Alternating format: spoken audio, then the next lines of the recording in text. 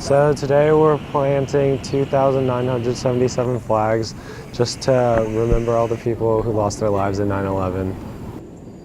A couple of years ago, Dayton Thompson and Andrew Grissom, they had done some work with some prior charities that they had been working with, and they came up with the idea, and I thought it was a great idea.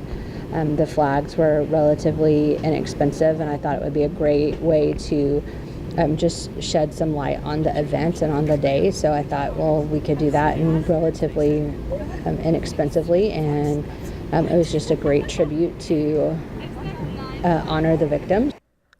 While students are too young to remember the events of 9/11, some of their lives were changed in the aftermath of that day. I think they value it differently than those who were living. I know for me, I was just a couple months old. My family was living in the UK at the time, so I know it impacted my family differently. That was ultimately the point where my parents decided it was time to come back to the US.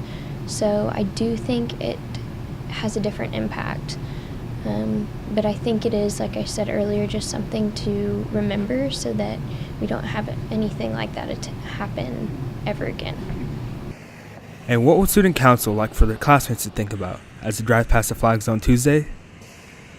Students should just take a moment out of their day to recognize this hardship that our country took.